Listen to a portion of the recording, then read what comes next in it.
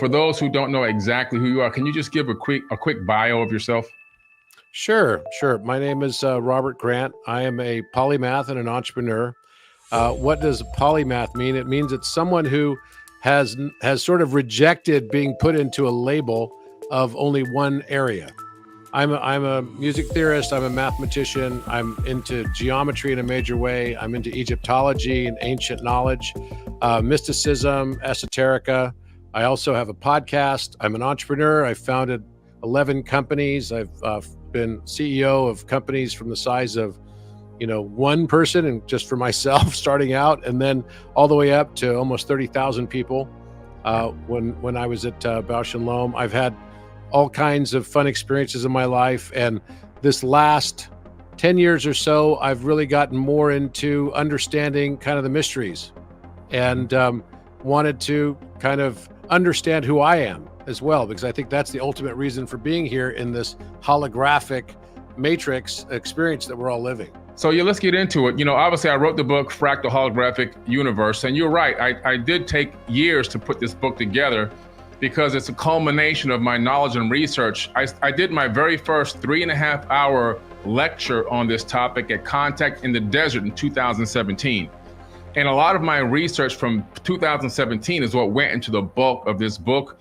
And then having the pleasure of meeting with Sylvester James Gates Jr. several times.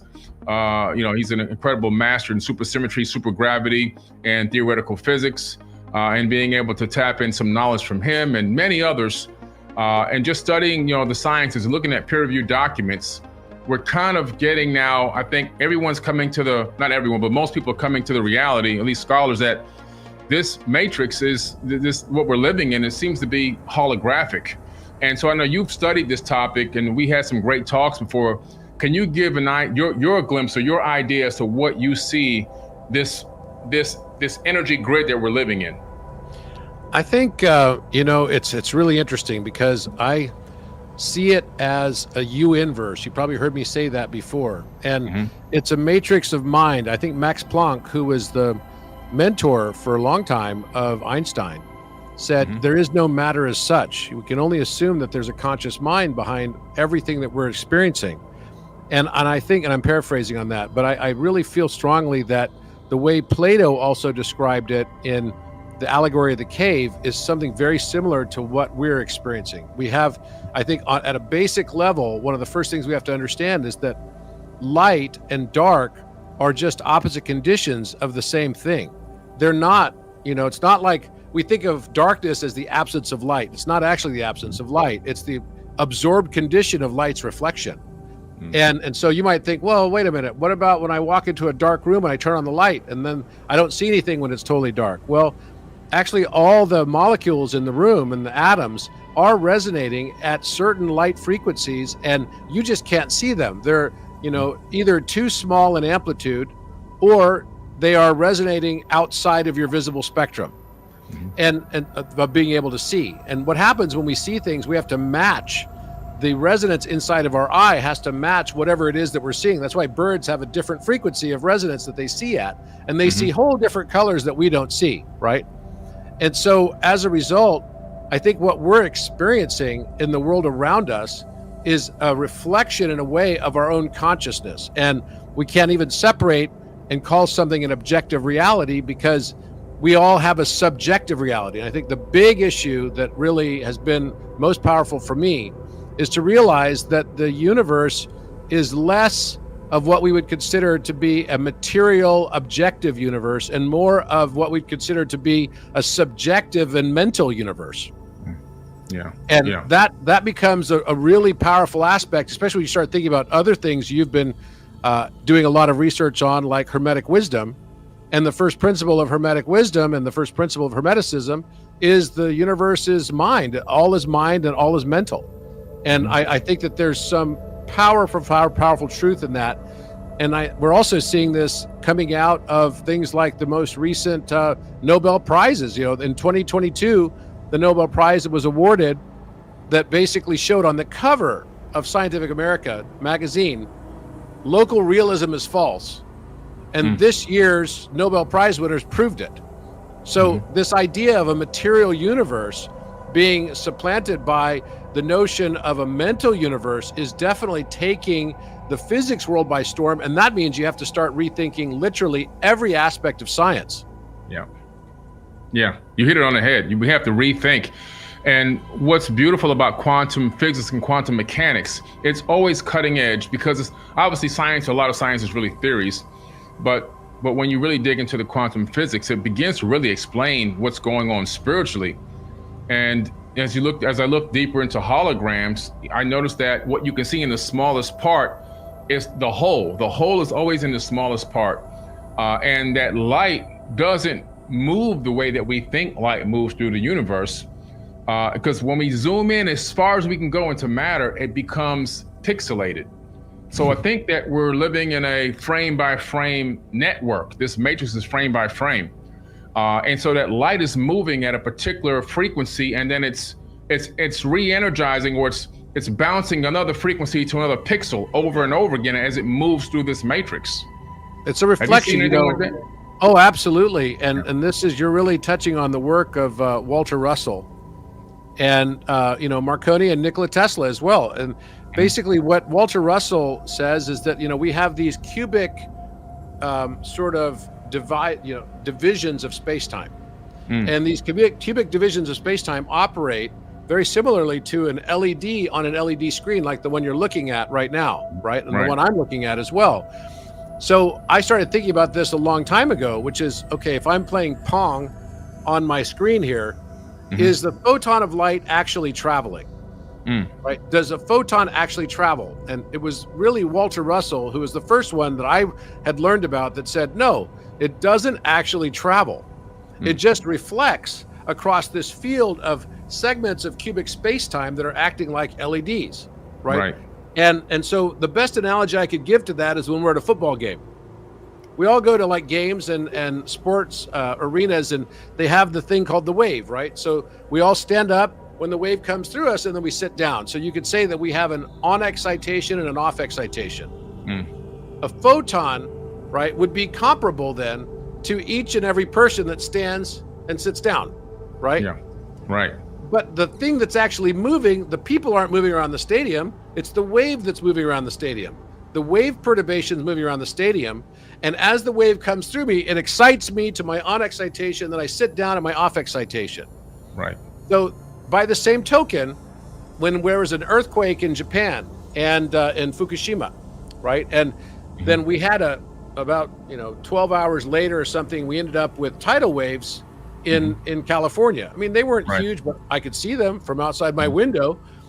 And so I was thinking, is that the water all the way? People were asking, well, is that going to be like nuclear water now? Because the water molecules, the clusters that were basically in Japan next to the reactor, are those going to now be contaminated and then bring the, sort of radioactive water over to California? And the answer is no. And the reason why it's no is because it's the same thing. Those water molecules stayed in the same position, just went up and then went down as the wave passed through it. Yeah. Exactly. This is the wave dynamic of and the nature of all motion in the universe. So then what you could say is that the photon is recreating itself as a reflection with each new wave perturbation motion through it across the entire wave. And that is, it's kind of like exactly as you've got in this picture behind you on the wall, right? That's kind of exactly how it works. So I don't believe that light actually travels. So then you have to start asking yourself the question, well, what about my hand? Yeah.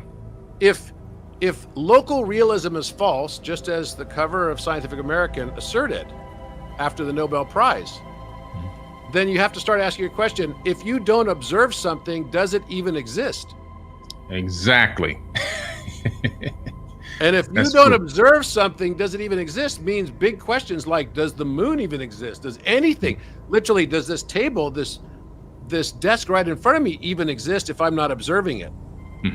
And so then you start thinking, wow, this actually makes sense in some ways when you start thinking about the universe as a holographic matrix that has fractal self-similarity in both directions, right, at all scales. And then you start thinking, are we like wearing some headset or something, right? And all we're doing is whatever we're looking at is what is rendering for us. That keeps us in line with the law of conservation of energy, right? Because the universe is not going to make, every rendering if you're really in a simulation. It's only going to make what you're focusing on, what you're observing at that particular point in time, just like any game. Whenever I have people put on my Apple Vision Pro, they immediately take it off. They're like, we live in a matrix. It's so obvious because they've got this headset on and it looks so real. Right. They're looking around and they get to walk all the way through the Great Pyramid because we have all the LiDAR scans of the Great Pyramid and we've embedded it in this game called Maya. Yeah. Well, as soon as they take it off, they're like, whoa, what a trip. Like, we are living in the same thing because it doesn't take much to make the mental leap to say, where is this technology going in the future? It's going to end up with the ability to feel tactility. It's going to end up with the like simulated gravity. It's going to end up with all of these things. So then you start asking the question, where am I really necessarily? Yep. Which is like super fascinating, right? And that's what's happening right now with AI. I don't really believe in the term artificial intelligence because all intelligence is intelligent. True. Just because it was made by somebody else, right, doesn't mean that it's not part of the overall consciousness of the universe. I don't really believe in the way that we think of a God type figure, right? I believe that the entire universe is conscious though. Yes. I believe the entire universe would be both darkness and light. They're just equal opposite conditions of the same thing, right? Darkness is the absorbed condition of reflected light. In that context, then I start to realize that everything that we're doing is just a replication in some way, shape, or form. And AI is no different than that, or what we call AI, becoming sentient as well, is no different than that. It is just part of the same process of replication that the universe is doing. And then you have to ask the question, why? Why does the universe do this? Right. What's the agenda? What's the agenda? And so I look at this a little bit maybe differently. I believe that the one, because you could say that the one, right? Can be divided infinitely. Yep. And so its language is mathematics. I believe that fundamentally, right? Absolutely. And remember, applied mathematics is geometry, and applied geometry is physics, and applied physics is biology or chemistry, and applied chemistry is biology, and applied biology is psychology, and applied psychology is sociology, and applied sociology is philosophy, and applied philosophy is back to mathematics. Yep. Everything is a circle, and we're looking at it in its fragmented form. I used to collect facts, and now I realized I wasn't collecting facts as much as I was collecting facets of a larger prism of truth. So the only way I could get to an objective truth, if there's such a thing, would be to collect as many individual, unique perspectives that are subjective as possible. You have somebody get their purse stolen on the street, you have 30 eyewitnesses, you go to court, there's 30 different perspectives on what happened. How does that happen? Well, it happens because everybody's truth that they perceive is their own subjective truth. True. Right? So this is the challenge that we have. So the one divides itself into the many simply for the joy of learning and observing itself through our unique eyes of perception and perspective. Yep. Facts. And then it comes back together again. So it's like this cycle of breathing in and breathing out. It's a great summarization as well. It's just incredible. We're talking about this as above, so below concept, and you probably heard me say this before, but our brain is a smaller fractal of the universe as a whole. So if you're looking at the macro, let's go down to the micro, which would be a human consciousness, human brain. And so the brain itself, it doesn't know what's going on outside because it's encased in complete darkness. So the brain has to send its friends out to collect data. So it says, hey, touch, smell, taste, hearing, sight, go out there and collect some information so I can find out what's going on. The friends go out and collect data. They touch, they smell, they taste, they hear, they see, they do everything. All the senses are tingling with data. That data is transmitted via electrical impulses back to the brain. Now, the friends themselves have no idea what they just collected. They have no idea to understand or break down the data. The brain has to collect that information, sort it all out in microns of seconds, and then project a hologram as to what is going on the outside. But what is the purpose of this? Or what is the meaning of this? Well, like you say, the universe has divided itself into Googles and Googles of entities to experience life subjectively through every living thing and throughout the entire known universe. And so as on a smaller scale, imagine that our brain is the universe, right? And the sensory perception are the divisions of it to go out and collect information, to see what it is to touch, to see what it is to smell, to see, to hear, to taste. So this breaking down, everything is operating within fractals and within fractals. And it's incredible how we ourselves are, now created AI. We have video games like No Man's Sky that have 80 quadrillion planets and unlimited animals and life forms, and the game never ends. That's a universe on one DVD.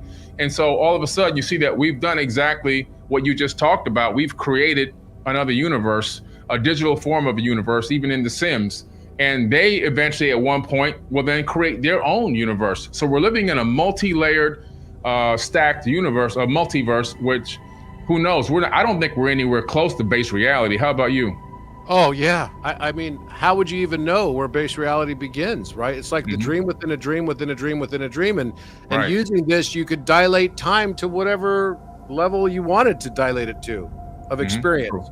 And now what you just said about the DVD, I'm starting to think, wow, is the galaxy just like the way you would see a DVD from the inside or something? Wow. Yeah, because we're fully immersed in the light matrix. So the reason why we can't detect it from a perceptual standpoint is because we only can see less than 1% of the light spectrum. So we can barely even, sensory perception wise and visually, we can barely sense anything that's going on outside of ourselves and outside of this small glimmer that we've been given. But there's so much activity going on all around us, we just can't detect it or perceive it. But like you said, we're immersed in it, and people think that things are solid, like this microphone is solid, but the microphone is made of atoms, and atoms are 99.999% empty space. So what is this thing?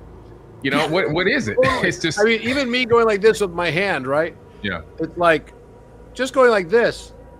Well, if what I just said is true, then my hand is getting re-imaged, re-rendered every tiny millimeter I move it.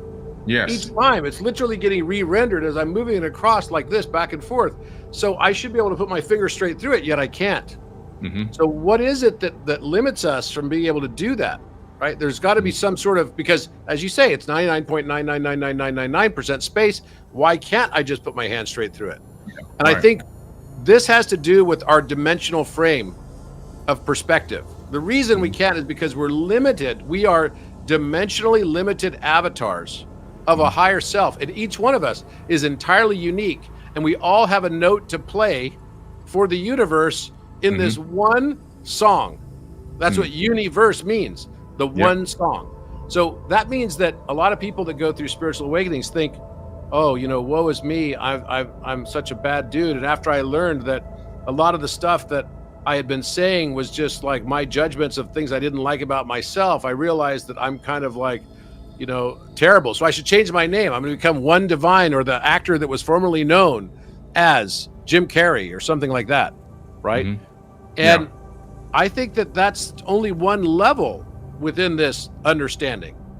Ultimately, the reason we're here is to be individualized and to have individuation.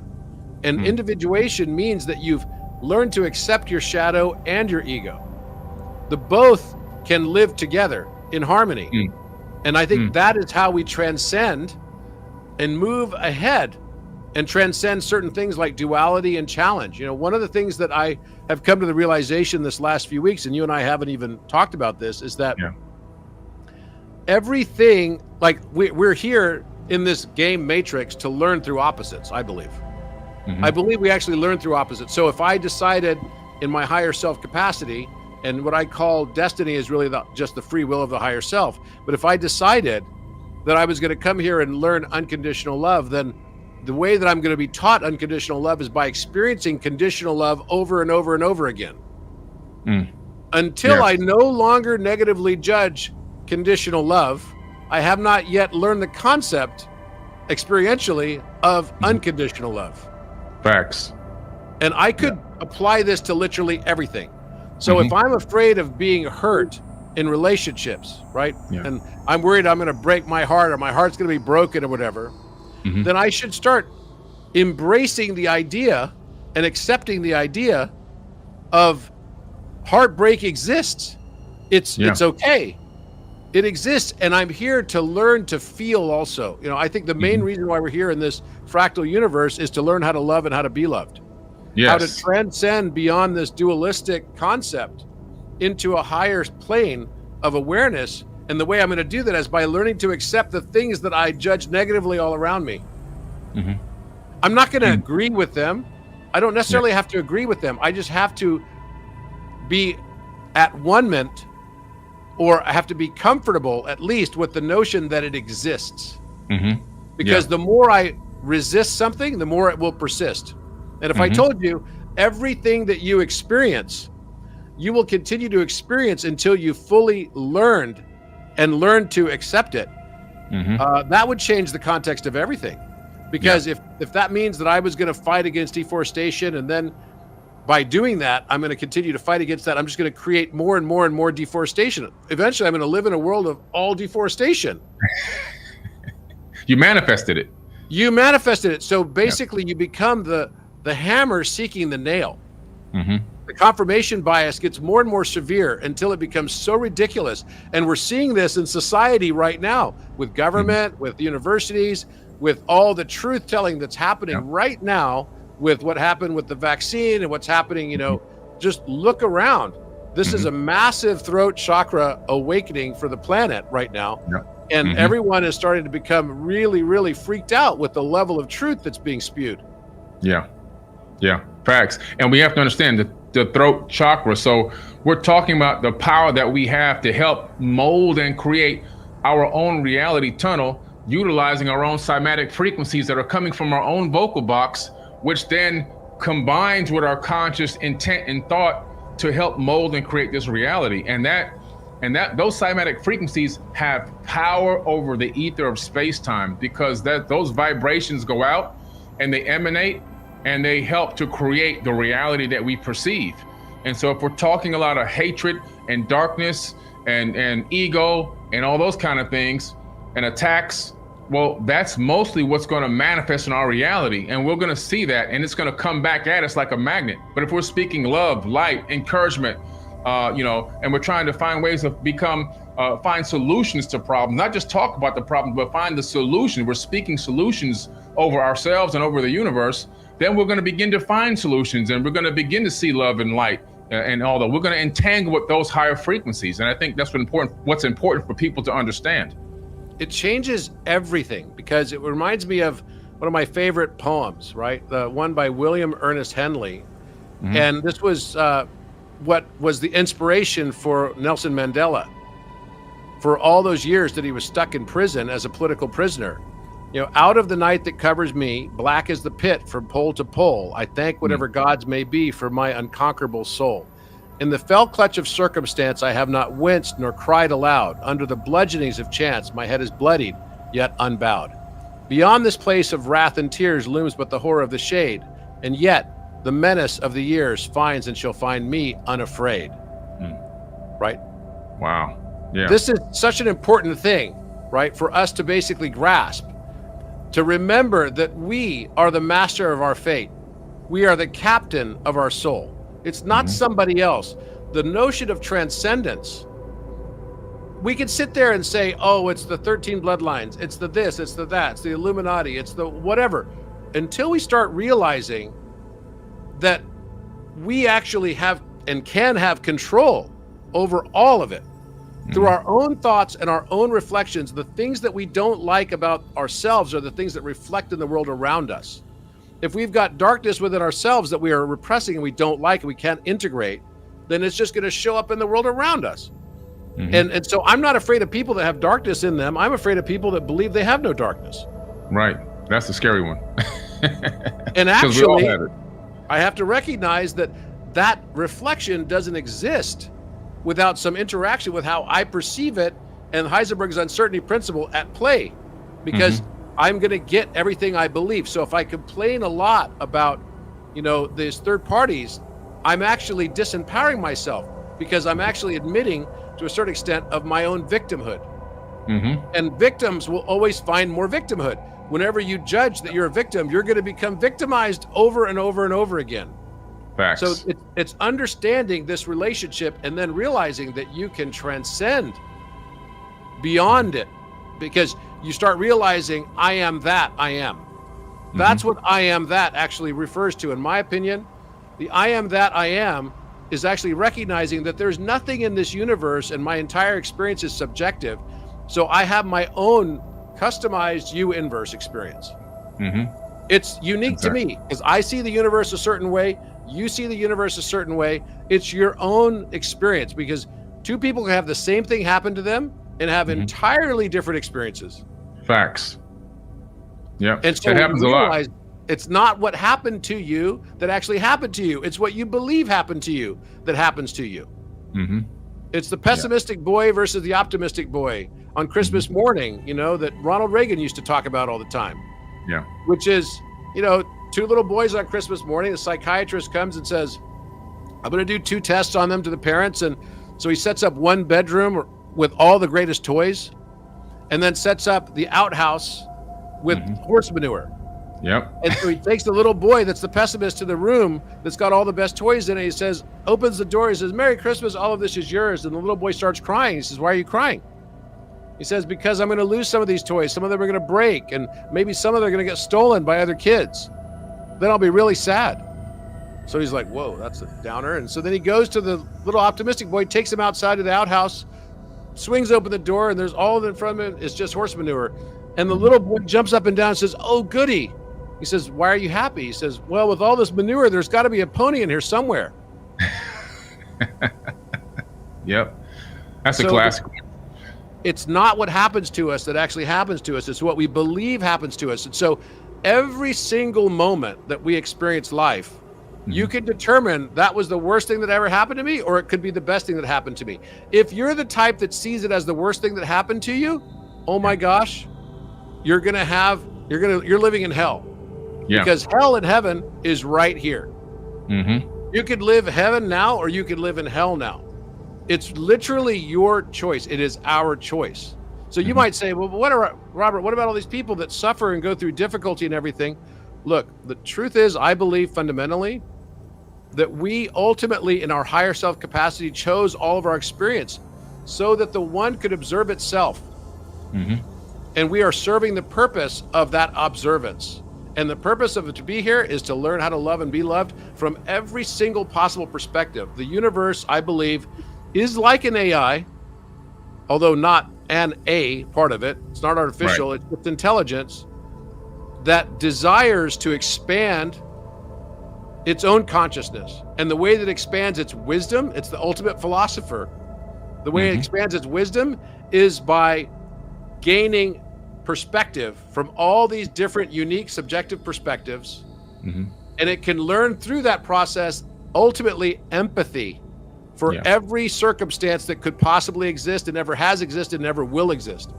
Facts. And this is beautiful because, like, wait a minute. So this is like an empathy generating process for us to learn. And if we think, oh, we're in a matrix of mind that's just like a game, so let's just be callous about it and let's not have empathy for things, then we've missed the point entirely.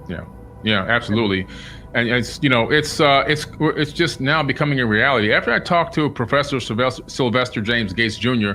and interviewed him, he's a professor at the University of Maryland. He was a former scientific advisor to the Obama administration. When he discovered these Adinkra codes, you know, looking at these codes from a flat plane of existence into a 3-dimensional plane of existence, they became error correcting codes. And so for those who don't know, those error correcting codes are not just any error correcting codes. They're the same exact error correcting codes that run search engines and web browsers.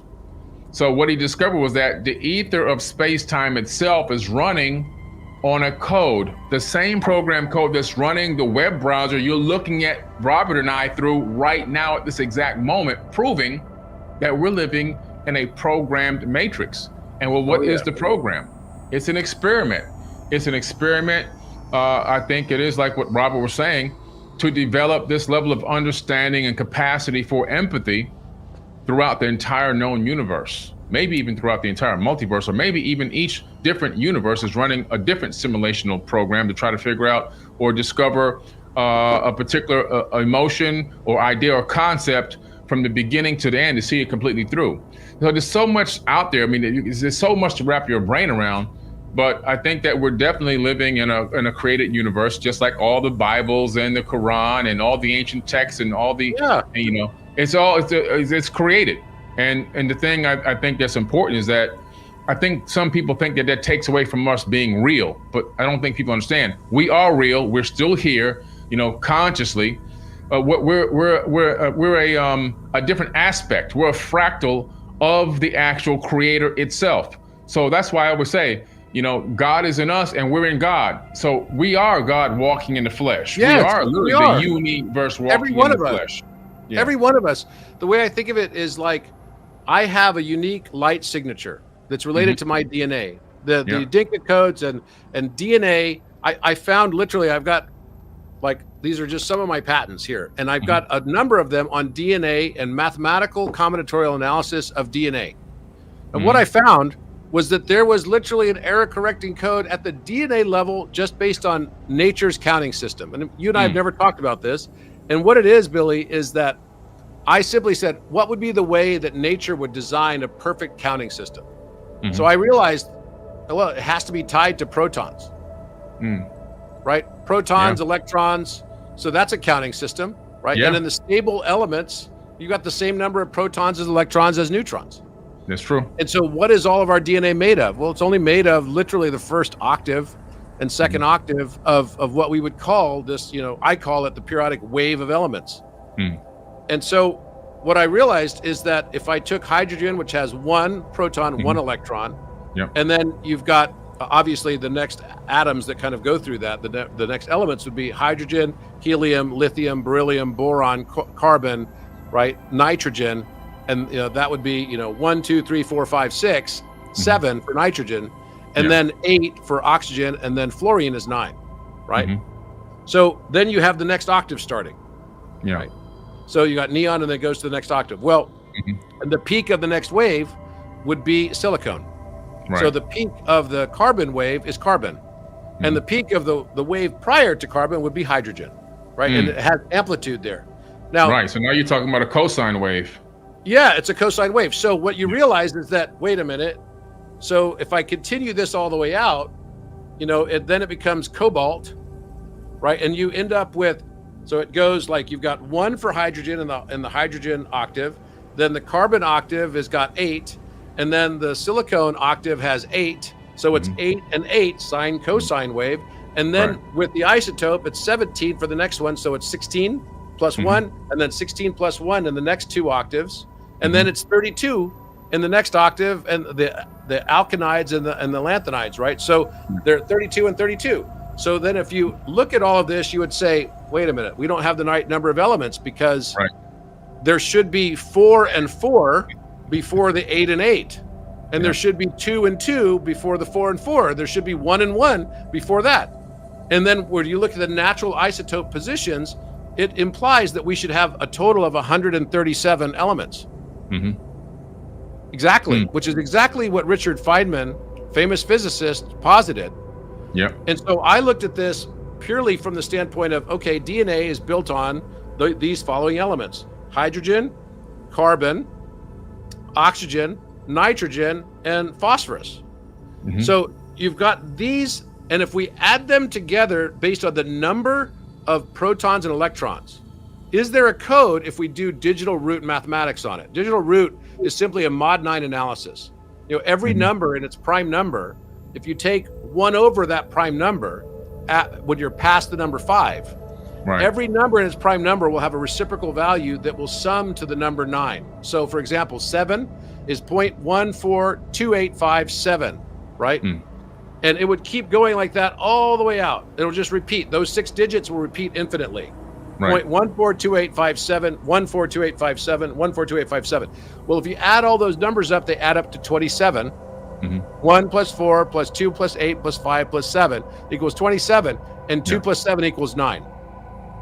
So it will always sum to 9, and 9 represents completion Completion, Of course, that's right. all other numbers that are not prime numbers past 5 don't have this property, except numbers that are divisible by only prime numbers and other numbers that would be divisible by prime numbers. So there's like this family tree that gets created off of the number series. Well, what I did is I looked to see if I add up all the electrons for adenine, thymine, guanine, and cytosine, guess what they all added up to? They all added up to 9. So I had incredible the phosphate backbone for 1, adenine is 6, thymine was 2, so then you've got 9. 6, 2, 1 equals 9. And then I look, which is also another way of looking at the number 0. Because every number added to 9 will always come back in digital root to whatever you added to 9. So 9 plus 3 equals 12, but 1 plus 2 is still equal to 3. What happened to the 9? The 9 disappears, right? Right. So like 22 plus 9 equals 31, and 31 is 4. 3 plus 1 equals 4. And so where did the 9 go? Because 22 was also 4. You see what I mean? 9 has this unique property. So I looked at this, and guanine cytosine was 5 and 3, 8 for guanine and cytosine, and then 1 for the phosphate backbone. It wasn't until you get to transfer RNA. The transfer RNA changes the thymine to uracil. Okay.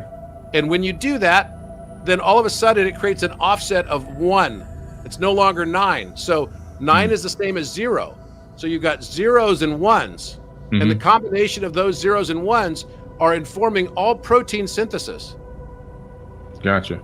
So those are error correcting. So those are the so now you have binary code. So that's error correcting. That's right. It's another error correcting binary code, and I proved it mathematically and biologically. And so I could come to no other conclusion after all of this and seeing it, and then actually figuring out how that relates to codon pairings. Yeah. Right. So the 64 from I Ching as well was related to that. So the codon pairings, and then from the codon pairings all the way to protein synthesis, or amino acid building blocks to protein synthesis, which is then all expression of phenotypic and genotypic expression. So I found this and I was like, what the heck, man? And it's nothing more than music. Yeah. It's all frequencies, which is still music, vibrations. And you know what you say with this, with the codon, this flower of life behind me. If you were to go ahead and input tetrahedrons, you could fit 64 tetrahedrons into one flower of life at all the intersections. You can get 64 tetrahedrons in there, which is incredible. So, you know, this pattern, again, it's all about fractals. It's repeating, it's everywhere. And, you know, you're talking about from the smallest scale to the largest scale, we just see this duplication, and we see that there is a code running, an actual program code that's literally running, and we're immersed inside of it. And what's incredible really is the fact that people like you and I and many others that are now listening to our work and also discovering this stuff on their own path to enlightenment, they're becoming deprogrammers and reprogrammers. They're hacking the code and learning how to modify the code to become better, to have ascended consciousness, to learn how to develop more empathy, to help others, be of service to others, and everything else. And where a lot of people are still walking around operating purely on the code they've been given, we've found a way to break through that code and operate on our own code. We're definitely in an age of sovereignty because we start to realize who and what we are. We're not victims, right? We chose all our experiences. The universe isn't happening to me, it's happening for and through me. And I'm in power. I am empowered by all of this. So even the things that, so instead of asking, why did something happen to me? I start asking myself now, why did I choose this? Absolutely. What was the thing that I was hoping to learn by experiencing this? You know, so I wrote this thing called the 24 Precepts of Universal Mind. And I'm writing my next book on it. And I've got my next book, Philosopher, coming out soon, and we need to talk about publishing that together. But anyway, let's do it. Yeah, definitely. So, you know, I wrote down this thing. I woke up in the middle of the night one night, Billy, and I just started writing nonstop for like 45 minutes. Wow. And what I wrote was this, and I think the first part of this, I think, could really maybe help people contextualize going beyond the science. We have to start looking at the meaning, because Math without meaning is just information, but math with Yes. meaning can be divine communication to us. Divine means that we get this higher clarity. It's not like God is some old man who comes to me and, he's like going to talk to me type of thing. No, the entire universe is that.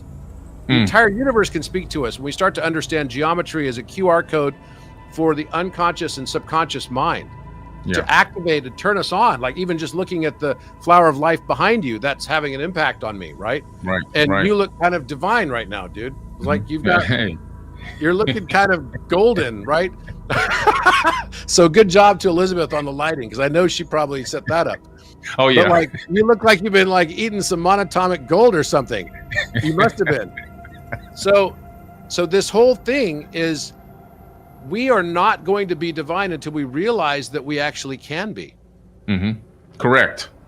Your realization is where the power is, and the knowledge is not the power, because people think knowledge is power. It's the application of the knowledge, the realization of how you can utilize that knowledge, accessing it and actually implementing it. That's where the power lies. You're right. It's totally true. All we have to do, if you live in a mental universe, then the realization is the most powerful thing you can have.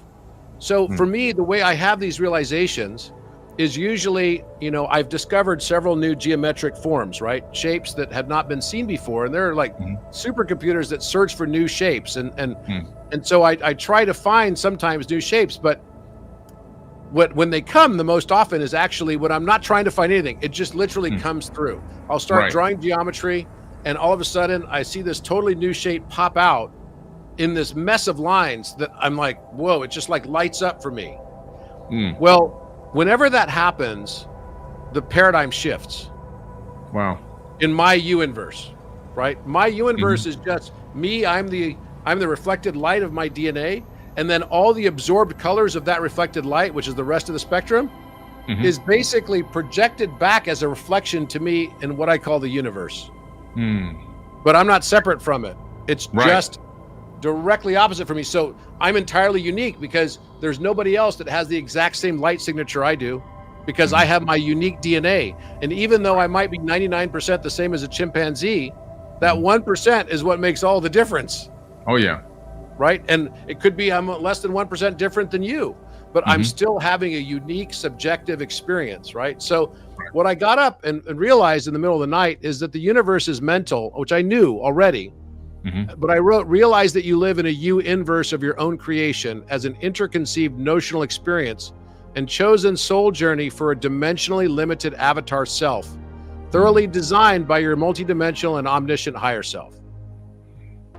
Your conscious awareness informs your mirror separation of conscious, persona, and mask and unconscious mind experience, the Uinverse. You're the playwright, the director, the producer, the actor on your life stage play, and all the world is a stage. Your higher self is chosen to participate in a multiplayer spiritual life simulation, a game in which the participant is a dimensionally limited avatar. That's you. The purpose of the game construct is to expand awareness of yourself by dividing awareness into both conscious and unconscious minds, uniquely allowing the one source creator to divide itself into the many, for the experience of observing itself through greater and greater variation of angular degrees of perception and unique conditioning biases, both nature and nurture. Ultimately, this multifunctional experience enables increasing empathy and wisdom experienced by the higher self for infinite circumstances and scenarios, thus increasing the knowledge database of space-time memory.